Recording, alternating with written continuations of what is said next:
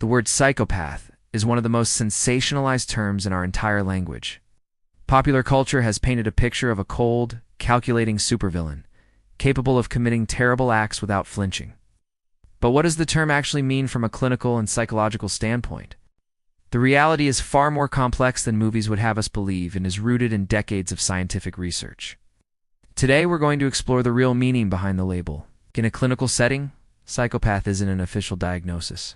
Instead, professionals refer to a condition called antisocial personality disorder, or ASPD. Psychopathy is understood as a severe form of ASPD with a specific set of personality traits. Our goal here is to shed light on 5 of the most common signs that are associated with this condition. It is absolutely essential to understand that this is for educational purposes only. This information is not a diagnostic tool. A formal diagnosis can only be made by a qualified mental health professional following a comprehensive and structured evaluation. The aim here is to foster awareness, not to encourage labeling. The first sign clinicians identify is a profound lack of empathy.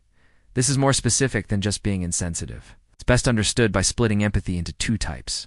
First, there's cognitive empathy. The ability to understand what someone else is thinking or feeling on an intellectual level. Individuals with psychopathic traits can be experts at this. They can read people's motivations and insecurities very effectively. The deficit lies in effective empathy, the ability to actually feel what another person is feeling.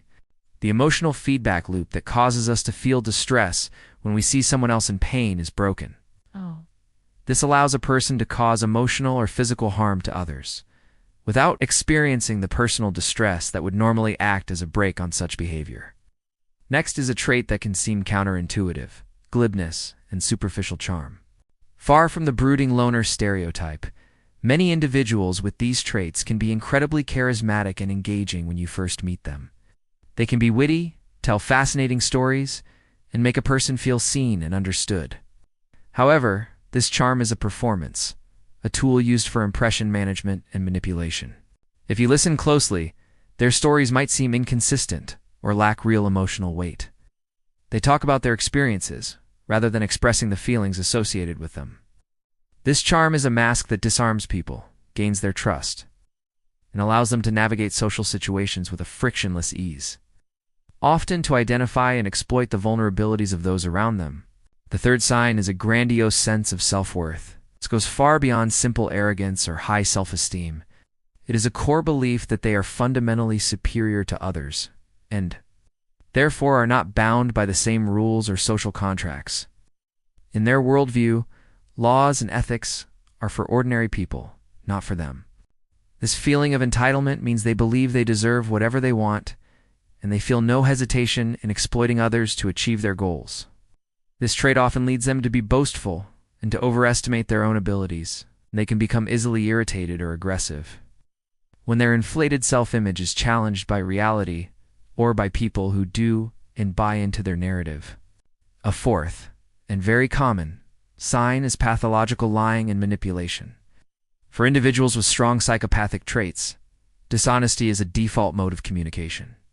They lie to avoid punishment, to advance their goals, and sometimes, for no apparent reason at all, seemingly for the simple thrill of successful deception.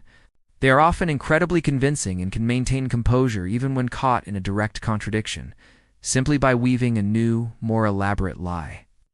This is directly linked to manipulation. They tend to view other people as objects or pawns on a chessboard, to be used and positioned for their own benefit.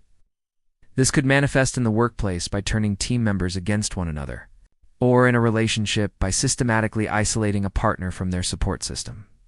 Finally, the fifth, and perhaps most foundational sign, is a profound lack of remorse or guilt.